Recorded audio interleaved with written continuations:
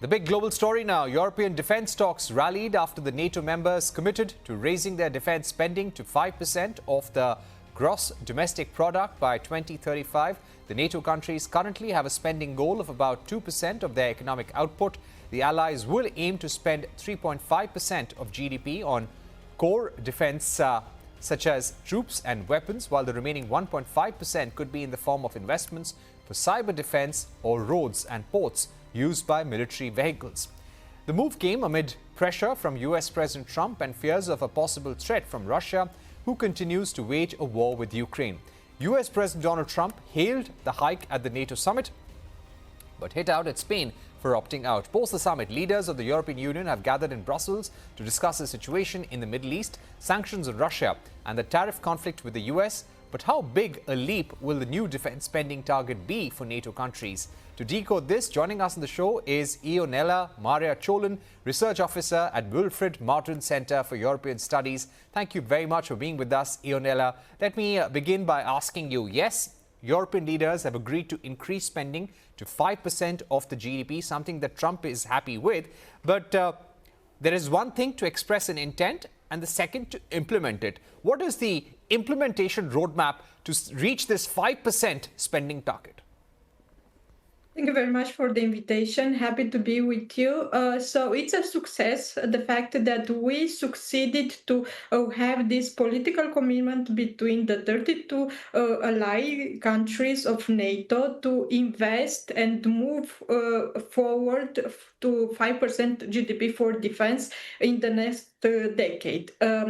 How it will be? Well, this is something that each country will have to decide at national level how they will move their budget to increase their defense spending. But I would like to give you some examples of what will happen with the countries that are also part of the European Union, because we know that at the European Union level in the past couple of months we have these financial proposals by the European Commission to help the member states increase their defense readiness. And we have what is called the White Paper for Defense and the Rearm Europe program, through which the European Union wants to basically boost the European defense spending to 800 billions in the next decade, and they are proposing three mechanisms to do that. One of that is called the National Escape Clause, through which the European Commission basically lets the member states to borrow from the international market up to 1.5 GDP per year that will be used exclusively only for defense investment for the next 4 years. And then we have a new financial instrument called SAFE, through which the European Commission also tries to boost the joint procurement and the buying more European and together within the European countries. And here we have some around 150 billion of euros, which can be used. And in this amount also, of course, there is the idea to use this money also for cooperation with partner countries in the future, maybe India, who knows. So we have that. And then there is also the third option to try to also boost the private sector to invest more on defense and to basically increase the capital spent by the private sector on armament and boosting the defense production in Europe.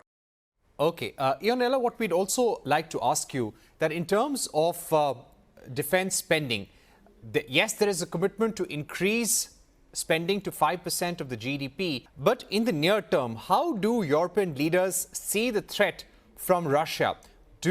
Is there now a strong sense and belief among certain European countries that Russia will go beyond its mandate in Ukraine, may start attacking other nations in Europe?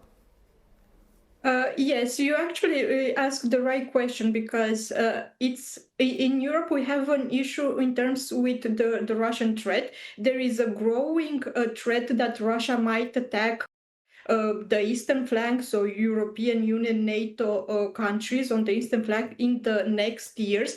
The intelligence services are mentioning something between 2 years up to 8 years. We see that the German intelligence services are saying something about 2029.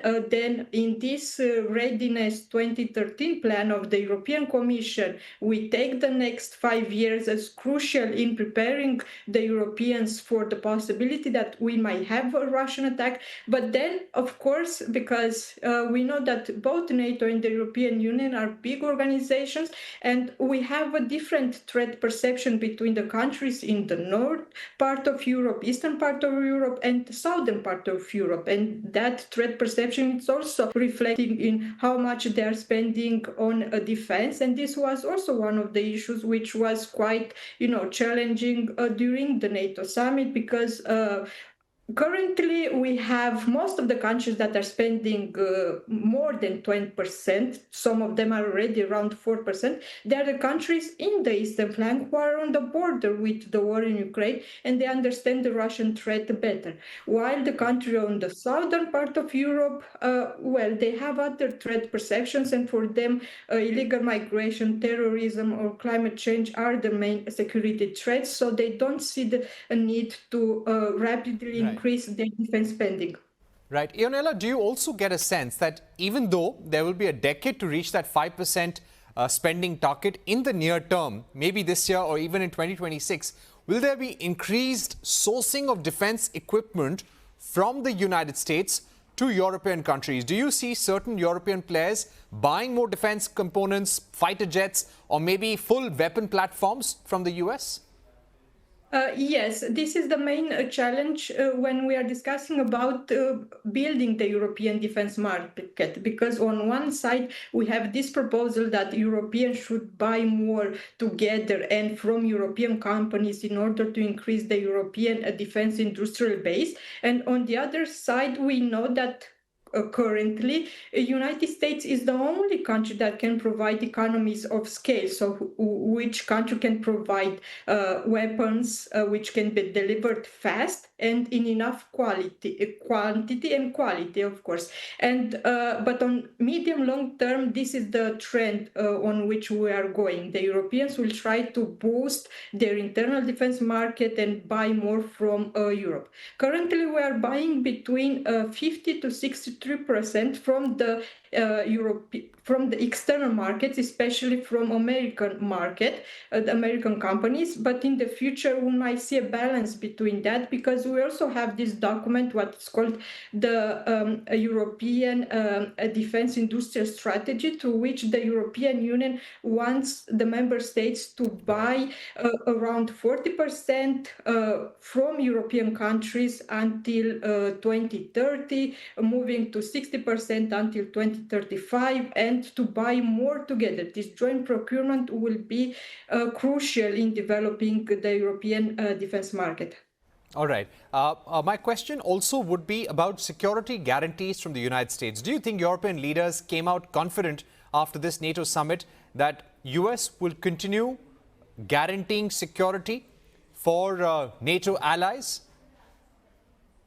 In my understanding, the NATO summit has a major success. The major success was in the fact of keeping the Trump administration satisfied with NATO and giving him a victory that he can also sell to his audience in the United States, that we are having this burden shifting inside NATO when it comes to spending and defense investment.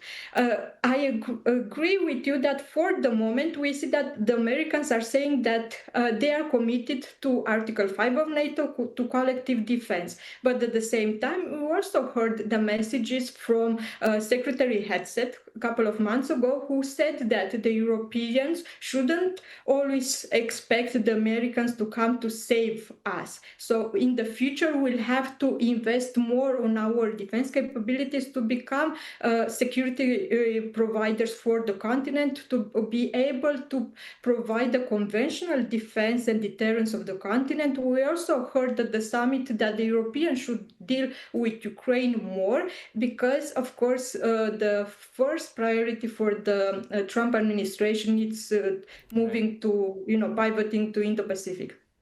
All right, Ionela, thank you so much for joining us with that great perspective on the NATO summit that has just taken place. And clearly, NATO leaders and European leaders have given Trump the victory that he wanted. Moving on, Iran's